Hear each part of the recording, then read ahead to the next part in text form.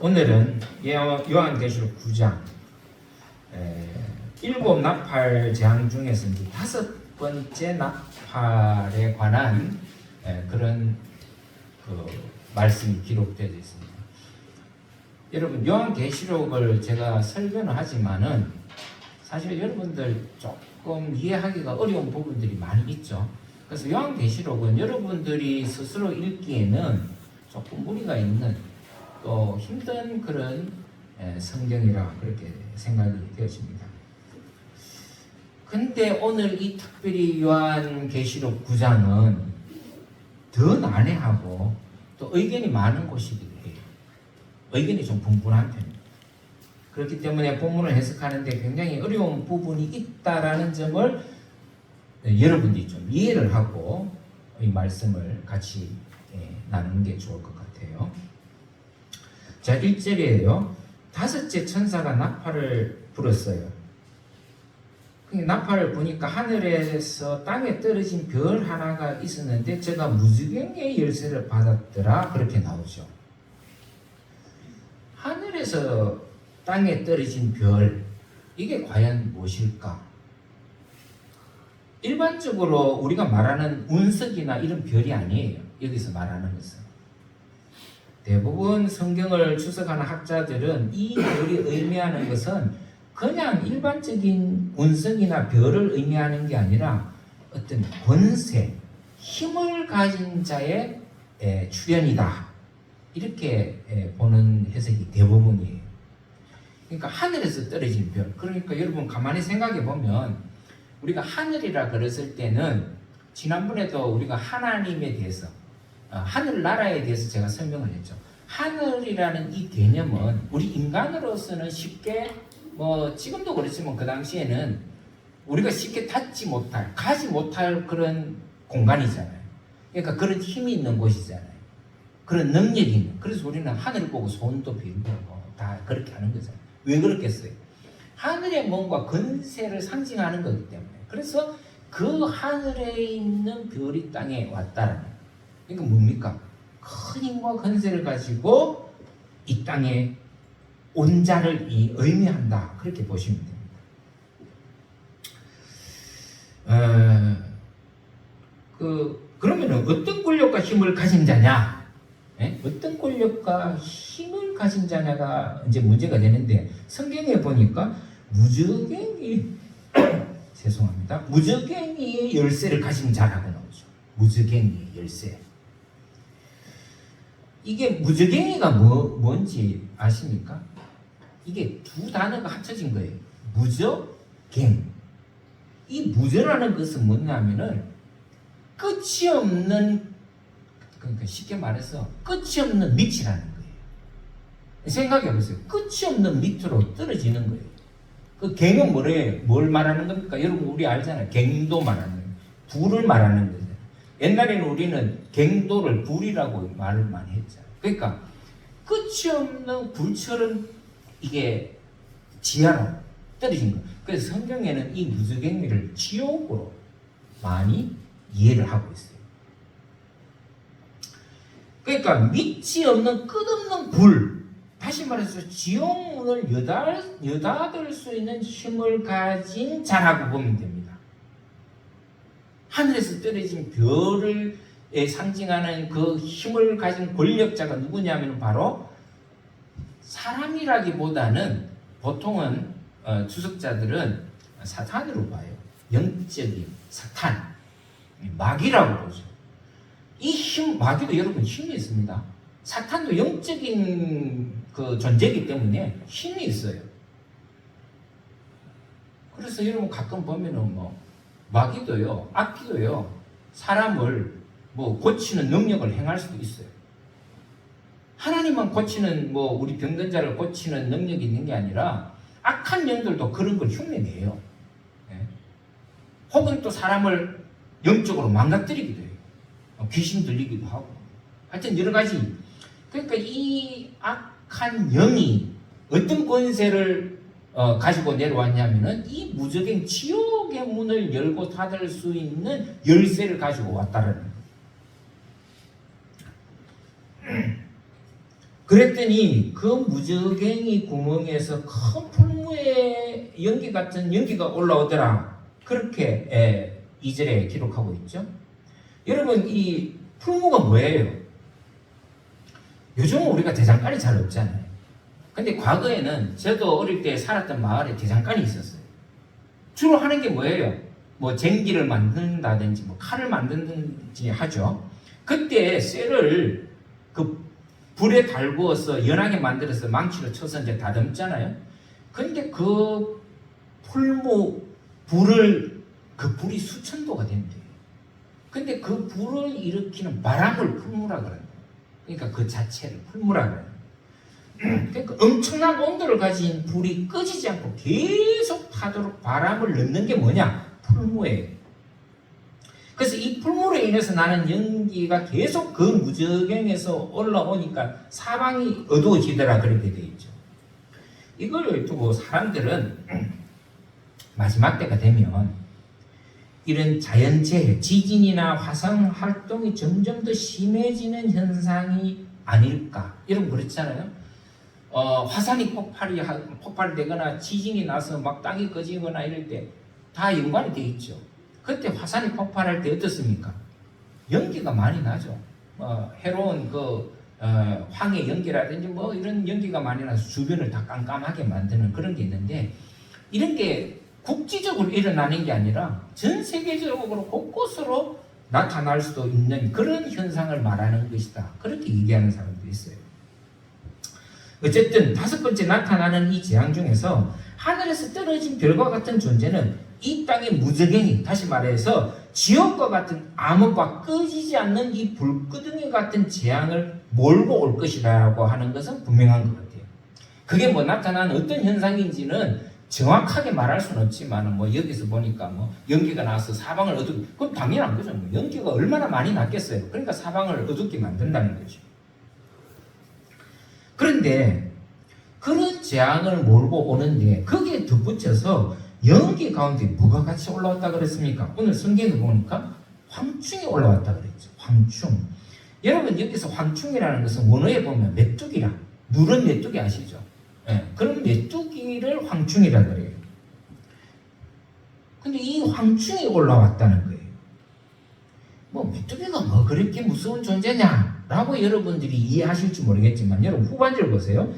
그 황충에게 어떤 권세와 어떤 힘이 있다고 나옵니까? 정갈의 권세를 받았다는 거죠. 그러니까 일반적인 여러분 보통 메뚜기도 우리나라에서는 메뚜기 같으면은 뭐 간식거리잖아요. 어릴 때 배에서 뭐 메뚜기 떼 나오면 그거 잡아갖고 뭐 볶아 먹고, 우리에게는 간식거리밖에 안 돼요. 근데 여러분 이 시대의 중동 지역에 지금도 그렇다 그래요. 아프리카에 메뚜기 떼가 우리가 상상하는 이상의 메뚜기가 이렇게 떼로 다닌대요. 그러면은 풀이고 나무고 남아나는 게 없대요. 싹 썰어가 버린다. 이거는 그 중동 지역이나 아프리카에서 메뚜기 떼는요 재앙 자체예요. 우리는 간식거리로 여기지만은 거기에는 그 떼가 말할 수 없기 때문에 이건 재앙이에요. 그러니까 풀이나 풀을 모조리 다 먹어치워. 가축이 먹어야 될 풀을 다 먹어치워. 그럼 어떻게 되겠습니까? 가축이 굶주려 죽는 거죠.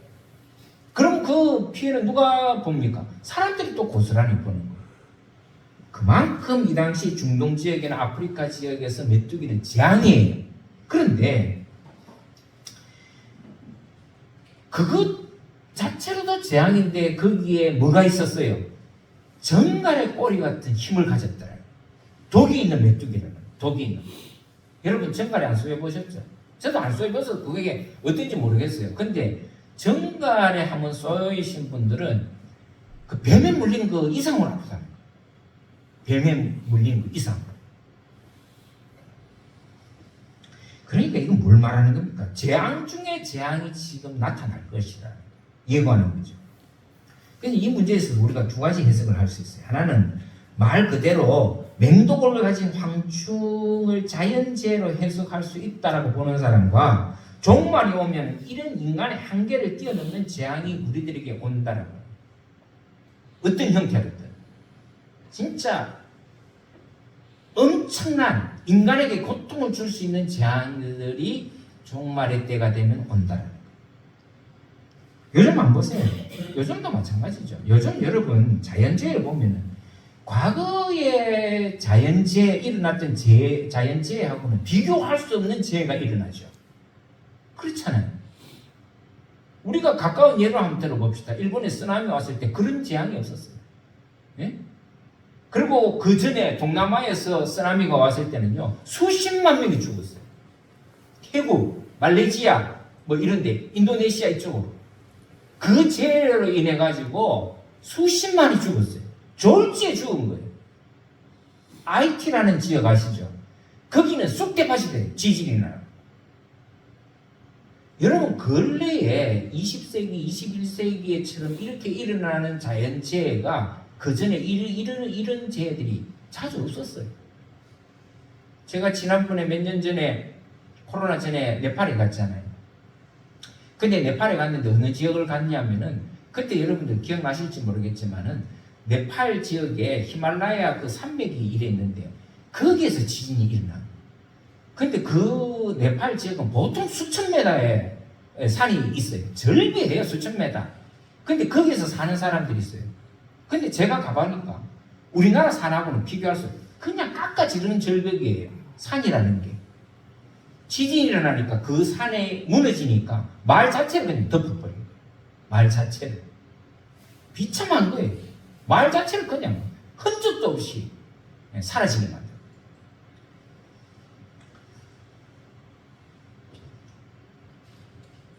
그러니까 과거에는 볼 수 없었고 겪어보지 못했던 재앙들이 앞으로는 닥칠 것이라는 것을 예고하고 있는 거예요. 그러니까 여러분, 우리가 그런 재앙을 볼 때 그냥 뭐 나하고는 상관없는 재앙이니까 이렇게 생각하시면 안 되는 거예요. 지금 우리가 종말에 가까워 와 있구나 하는 것을 우리가 그걸 보면서 느껴야 돼요.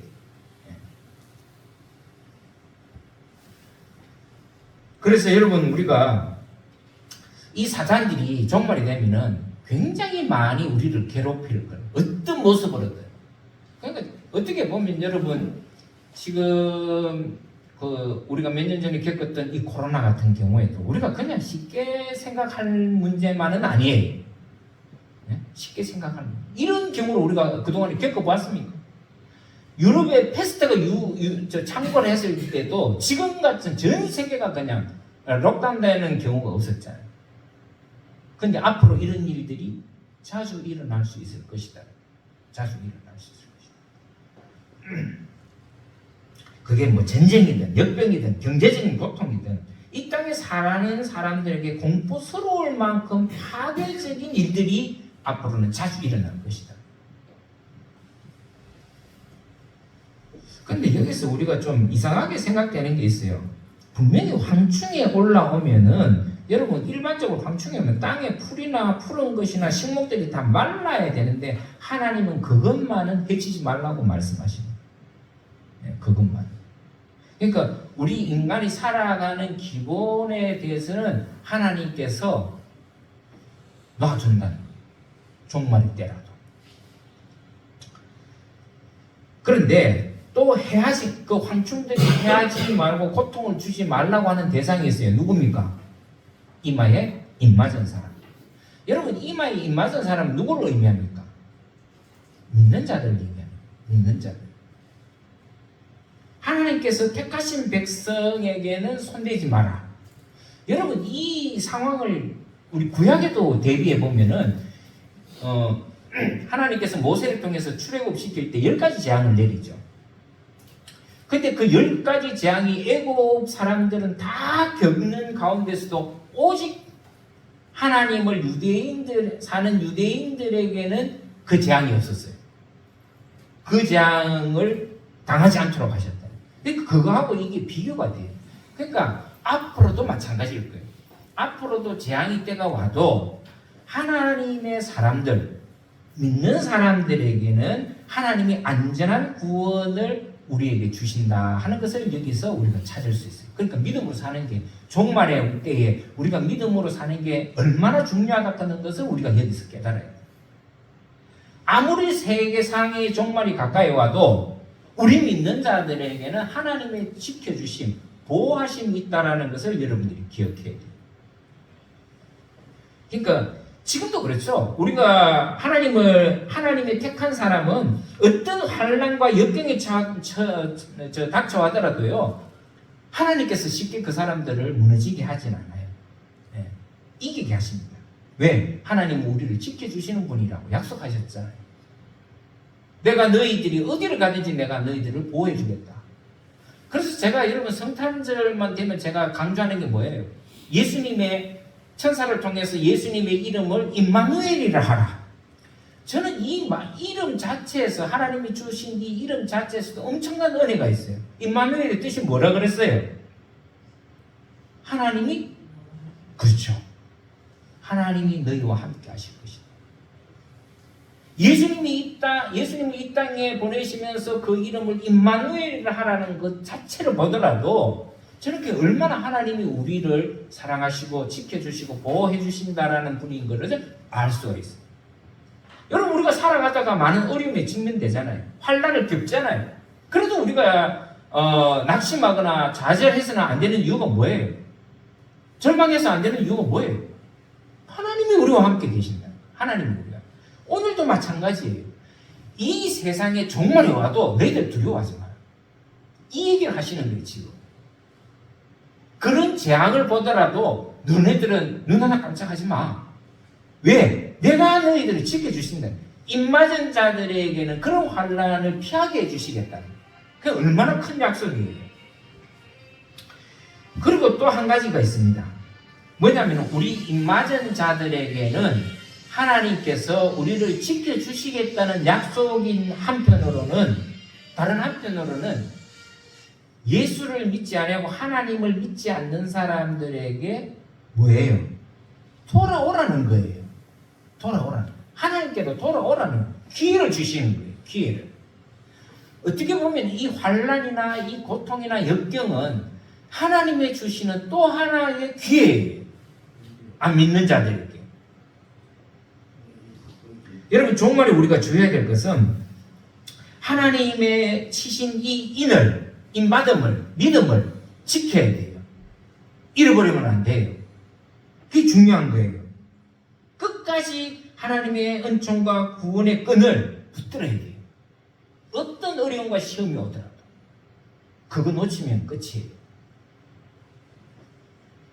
그리고 이런 종말의 때가 되면 구원받지 못하는 사람들은 하나님의 주신 마지막 기회로 여기고 하나님께로 돌아와야 돼요. 이게 하나님이 주신 하나의 기회예요. 안 믿는 사람입니다. 가끔 그런 경우를 봐요. 믿음 생활 잘 하다가 하나님을 떠난 사람들 봐요. 근데 그 사람들이 언제 돌아오는지 아십니까? 네, 세상에서 쓰디 쓴 좌절의 맛을 보고 고통을 당하고 나서 하나님께 돌아오는 사람 제가 너무 많이 봤어요. 그 사람들에게는 고통이지만 믿는 자의 눈으로 봤을 때는 그 하나님의 은혜예요. 하나님의 은혜예요. 하나님은 너에게 왜 이런 고통을 주나? 왜 이런 힘든 상황을 우리에게 주나? 여러분, 그걸 그렇게만 볼 것이 아니라 하나님이 나에게 다시 한 번 더 주신 기회라고 여겨야 돼요. 환난이나 역경 당할 때. 근데 그걸 하나님이 주신 마지막 기회인 줄 모르는 사람들은 어떻게 되느냐? 과거 노아 시대 때와 같이 사람들이 여겨요. 우습게 여기고 농담으로 여기고. 노아가 산 위에다가 배를 지었을 때, 방주를 지었을 때 많은 사람들이 어떻게 했어요? 하나님이 이 땅을 홍수로 멸하실 것이다, 물로 멸하실 것이라는 그 노아의 소리에 귀를 기울이고 그런 징조가 보였을 때 빨리 들어갔어야죠. 근데 어떻게 됐습니까? 비가 내리고 물이 차는데도 먹고 마시고 놀고 배로 와서 문을 열어달라고 한 사람이 없습니다. 지금이 꼭 그런 시기가 될 수 있어요. 근데 그래도 우리 믿는 사람들이 할 일이 있어요. 뭐냐면은 그럴지라도 이 복음을 끝까지 전해야 돼요. 안 믿는 자들에게. 복음을 전할 의무는 저희들에게 있다. 그런데 보세요. 여기서 황충의 재앙이 5달 동안만 허락이 되었다고 나오죠. 예. 여기서 재앙이 왜 메뚜기 황충으로 나타났는지 이유를 알 수 있습니다. 좀 짐작할 수 있어요. 왜 재앙을 그러니까 이 메뚜기 재앙이 왜 메뚜기로 재앙으로 이렇게 나타나고 또 5달 동안만 하나님께서 그 재앙을 내리시는가? 여러분, 그 메뚜기의 활동이 이 중동인 아프리카에는 8, 9, 10, 11, 7, 8, 9, 10, 11 5달 동안이 메뚜기가 가장 왕성하게 번성하고 활동하는 시기예요. 그 5달 동안만. 그래서 메뚜기를 보이는 건 상징적인 있어요. 뭐냐면은 여기 메뚜기의 활동이 5달로 제한되어 있는 거예요. 그런 추측을 하게 하는 거예요. 그래서 메뚜기 황충이 5달 동안만 고통을 주라고 하나님께서 지금 말씀하신 이유가 바로 거기 있다. 근데 여기서 5달이라고 말씀하신 이 그 5개월은 그냥 시간상의 5달도 되지만은 이 5달을 상징하는 의미가 있어요. 그건 뭐냐면 짧다는 거예요. 길지는 않다는 거예요. 예. 짧은 시간이라는 의미입니다. 그러니까 그런 재앙이 그리 길지는 않을 것이다. 짧다. 근데 반면에 또 다른 측면에서 보면은 하나님께서 회개의 시간을 5달 동안 주신 거죠. 길지 않아요. 회개하는 시간. 그러니까 회개하고 빨리 돌아와야 된다는 거예요. 그리고 믿는 자들에게는 그 고통이 오래지 않을 거다. 안 믿는 자에게는 기회가 많지 않을 거다라고 하는 상징이 있어요. 그런데 믿지 않는 자들에게 있어서 이 상황은 그냥 지옥 자체를 경험하게 될 것이라는 게 6절을 통해서 우리가 알 수 있어요. 그 6절은 뭐라 그랬어요? 죽고 싶도 못 죽는 거예요. 여러분 이거 경험해 보셨어요? 죽고 싶을 만큼 차라리 죽었으면 좋겠는데 죽지 못한다. 제 장인 어른께서 한 2년 동안 병상에서 정말 고생을 많이 하셨거든요. 우리 막내 처남이 의사잖아요. 그러니까 의사니까 너무 잘하는 거예요. 어떤 때는 그걸 보면서 제가 느끼는 게 있어요. 너무 잘하나도 문제예요. 못 맡겨요, 딴 사람한테. 저희들은 장인어른이 이미 오래 못 사실 거라는 걸 알고 있었어요. 근데 자연스럽게 지내시다가 고통 없이 돌아가셨으면 참 좋을 뻔했는데 조금만 문제가 생기면 이 처남이 의사니까 너무 잘해. 조치를 하고 병원에 모시고 가고 막 또 약 투입하고 막 그리고 옆에서 보조하는 사람들은 못 맡기는 거예요. 간호사도 못 믿는 거예요. 그러니까 한편으로는 제 생각으로는 그냥 자연스럽게 사시다가 참 이렇게 돌아가시면 참 좋을 뻔했는데 계속 위급한 상황이 오면 그만 또 뭐 이런저런 처방을 너무 잘하니까 처방하고 이래갖고 계속 억지로 살려놓으십니다. 그냥 한편으로 보면은 저한테 그랬어요. 빨리 죽고 싶다고 그러더라고. 메모 어떤 때. 아이고 너희들 고생하는 거 못 보겠다. 그러니까 그런 모습을 보면서 저는 한편으로 안타까워. 자연스럽게 돌아가시게 하시면 좋은데 돌아가시기도 못하는 거예요. 그런 모습을 보면서 너무 고통스러워 하시는 모습을 보니까 안타까워요. 그런 종말의 때 그런 때가 올 거예요. 여러분 죽고 싶어도 못 죽는 거예요. 예? 극심한 고통 속에서 죽고 싶을 만한 괴로움인데도 죽지 못하는 그런 상황이 온다는 거예요. 얼마나 고통스러워요. 그렇기 때문에 여러분 우리가 종말의 때에 정신 차려갖고 신앙생활 해야 돼요. 정신 차려서 신앙생활. 하나님으로부터 부름받아 하나님의 자녀가 돼서 인치심을 여러분 귀하게 생각할 줄 알아요. 여러분 이 구원을 귀하게 생각해 본 적 있습니까? 내가 구원받았다는 이 사실 하나로만 해도 우리는 너무 큰 축복을 받은 자들이에요. 네? 정말 큰 축복을 받은 자들. 근데 여러분, 저도 그렇지만 때때로 우리가 이 하나님의 우리를 향한 구원하심의 축복을 잊어버릴 때가 너무 많잖아요. 잊어버리고 살아나갈 때가 얼마나 많아요. 이게 문제예요. 여러분, 지금은 아무도 모릅니다. 예수 믿고 구원받은 게 이게 얼마나 귀한 축복인지 몰라요. 언제 합니까? 고통을 당해봐요. 그럼 우리는 그런 고통이 오기 전에 항상 우리가 이 구원받은 이 상태에서 하나님께 감사한 마음을 잊어버립니다. 근데 보통 사람들은 자기에게 직접적인 고통이 없으면 대수롭지 않게 여기죠. 그런 거예요. 여러분, 다른 나라에서 지진이 나고 쓰나미가 해서 수십 명, 수만 명이 죽었다 그래도 우리는 별로 감각을 못 느끼죠. 제가 세월호 사건이 터졌을 때 제가 가장 분노했던 점이 그거예요. 사고가 날 수 있죠. 예? 사람이 살다 보면 사고가 날 수 있잖아요. 이번에도 무안 거기 공항에 비행기 사고로 많은 사람들이 죽었잖아요. 그럴 수 있어요. 얼마든지.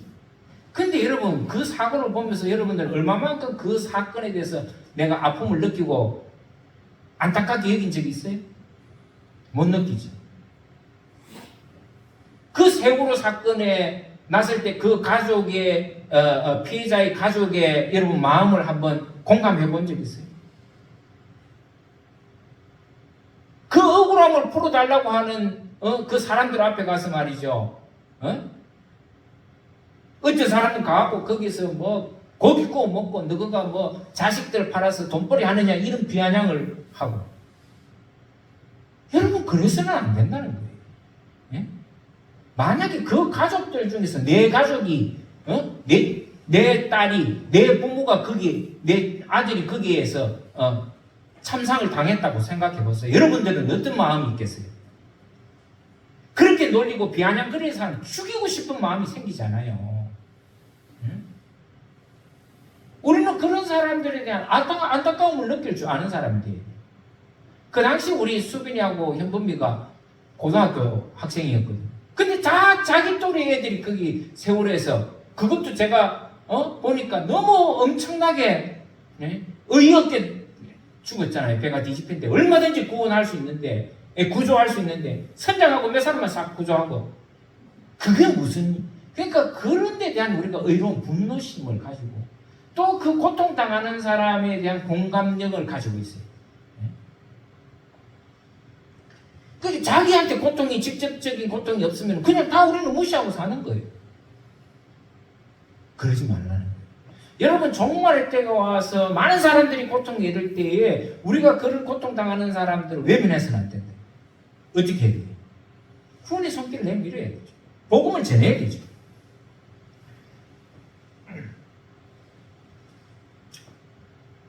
그러니까 그래라도 깨닫는 그 시간을 하나님께 주셨다는 거예요.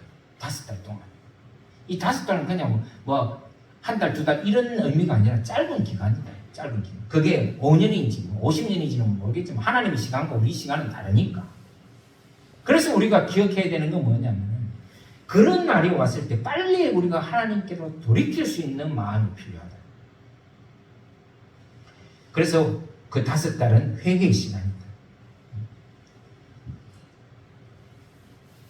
7절 보세요. 이 황충들의 모양을 보세요. 전쟁을 위하여 예비한 말과 같다. 그만큼 강력한 세력이라는 것을 의미하는 거예요.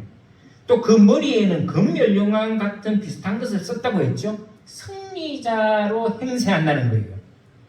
여러분, 말세가 되면은 이 악한 그 사탄이나 혹은 천사를 가장한 다음에 거짓 선지자들이 승리자처럼 행동한다는 것을 기억하세요.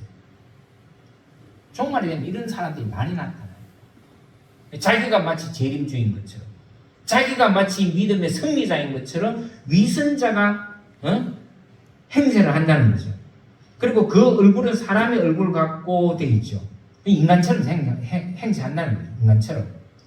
다음에 여자의 머리털과 같은 머리털이 있고 왜 이런 표현을 썼을까요? 여러분, 여자의 머리털은 뭘 말하는 거예요?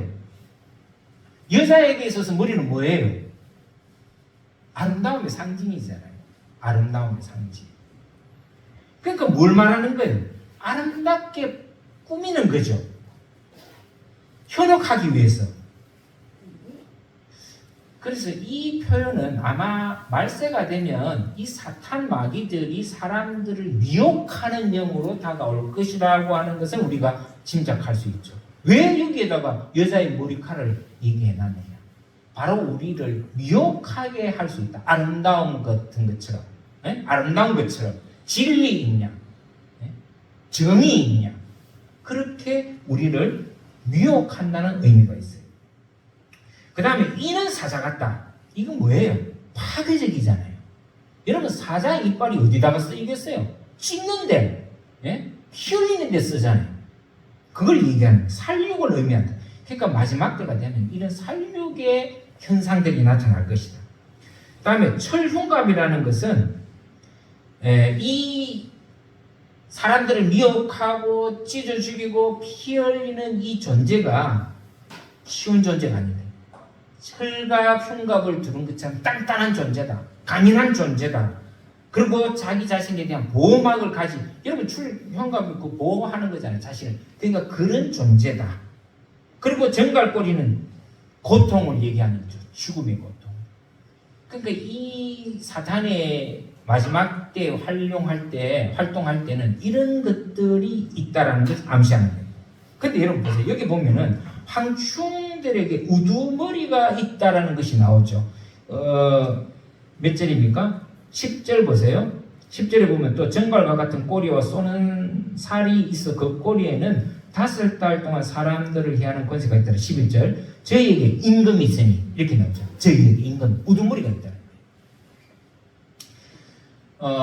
여러분 그 이름이 히브리어로는 뭐 아바돈이라고 헬라어로는 뭐 아볼루온이라고 되어 있는데 여러분 원래 메뚜기에는 우두머리가 없어요. 메뚜기에는 우두머리가 없어요. 개미는 우두머리가 있죠. 개미, 여왕개미가 있잖아요. 벌에도 우두머리가 있어요. 여왕벌이 있죠. 그리고 집단적으로 사는 데는 반드시 우두머리가 있어요. 동식물이든 어디는 우두머리가 있어요. 근데 오직 메뚜기에는 우두머리가 없어요. 메뚜기. 떼를 지어 사는 곤충이나 동물에게는 우두머리가 있어요. 반드시.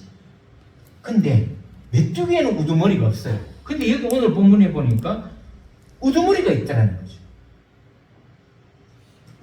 근데 그 이름이 뭐예요? 아바돈, 아볼루온 이렇게 나오죠. 여러분 이 이름의 아볼론의 뜻이 뭐냐면 파괴자라는 뜻이 있어요. 원어에 찾아보면 파괴자예요.